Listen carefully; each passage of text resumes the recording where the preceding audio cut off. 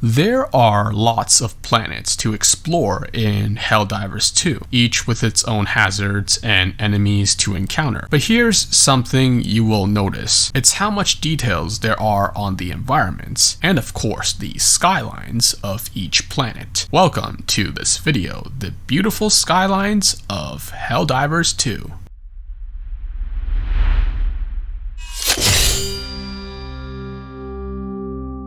To begin, I wanted to go to my favorite planet, Hellmire. This planet within the Menkent sector features intense heat and fire tornadoes, a hazard that, while harmful, can actually be helpful in some situations. If you are embarking on the mission to destroy eggs within the nests, but encounter swarms of bugs approaching you, the fire tornadoes can easily help with killing the bugs, and a good alternative if you don't want to bring the exosuit or jump pack to escape onto the rocks. But what about the moments where fire tornadoes do not occur, along with destroying the spore spewers along the planet? That's when you will notice how clear the skyline is at Hellmire. Observing stuff such as any planets in the sky, the mountains far out in the distance, and if you are in a good position on the high ground, you will get a clear view of any objectives in the field. And I would say, even with the hazards present, it wouldn't be that difficult to spot any bases on the planet within a close distance. Here's one screenshot taken during the fire tornadoes. There's the artillery objective and the blue beam in the distance where the extraction point is located, whereas without fire tornadoes present, you can get a clear view of the planets in the sky and other objectives that can be more difficult to spot if fire tornadoes were present, such as the trees with no leaves. The fire tornadoes are also a way to shine the skyline at night. The screenshot here shows the extraction zone affected by the tornadoes during the night. Here you will notice how much more difficult it would be to spot trees, some mountains, and anything far off in the distance due to the night sky. I also want to bring up fire tornadoes can also cause the sky to be orange. So a planet that's blue when observed from space is another story on the inside once you land on the planet. But what's one moment, you may ask, where it does involve me overlooking the world of Hellmire or any planet with fire tornadoes and spore spewers? That's a good question. On difficulties that feature much larger enemies, I had some moments where I ran past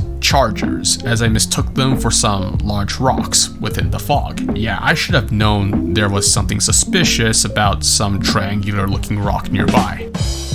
A similar planet to Hellmire, let's go to Menkent. This planet shares lots of similarities to Hellmire. The first proof of evidence is the appearance of the planet itself when observed from space. Another light and dark blue planet, and when actually landing on the planet, you will see the same flora and fauna in terms of rocks and trees, with no leaves. But given Menkent is a planet controlled by automatons, when you go to the high ground, you will see lots of tall rock formations, and unlike the bug planets that are infested with nests, on Menkent you will see a clear view of the many industrial buildings of automaton infrastructure. But what about the skyline of the planet? When there is no tornadoes, similar to Hellmire, you will see a nice clear view of the blue sky, with mountains in the distance and of course a planet. So the planets with fire tornadoes, while it can be a hazard, can also be beneficial in assisting you against enemies. However, there are some situations where fire tornadoes will be a problem. As I recall one example, which has to be attempting to retrieve equipment that's within the area of fire. Another environmental hazard found throughout the automaton and bug controlled planets, other than blizzards that can make things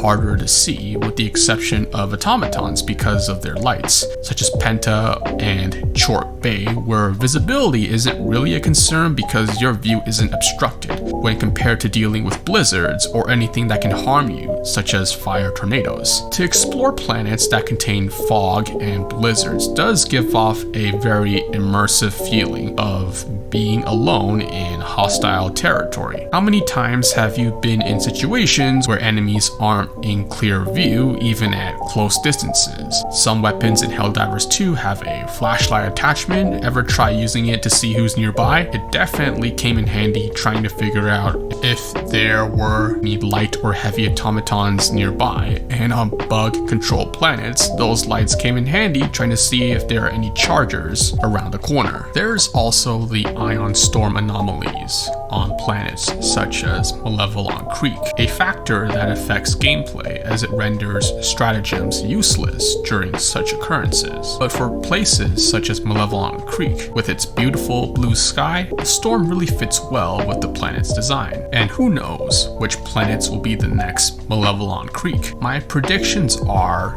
Vindamitrix Prime and Murak. So with the current state of Helldivers 2 when it comes to my experience, I can definitely see a major difference when playing on at least the 5th difficulty. Charge in would be risky. To go from the 6th to final difficulties where you really couldn't handle the entire mission alone given the greater number of enemies. I had many great moments playing Helldivers 2, and on the 7th to final difficulty, the many teammates I've met, and it was always a great sight to see when it comes to more than one stratagem attacking an enemy base. For those who are new to my channel, an upcoming plan for the summer is to find time to make and stream content of the First Ascendant. It's a game I highly recommend because of the many quests to keep you returning to the game. It's a vast world to explore with many quests around every cave and corner, along with many players to team up with, and a message to those players I've met in the 2023 crossplay beta. Thanks for tagging along with me during that time, and I hope to see you guys again in the crazy world of the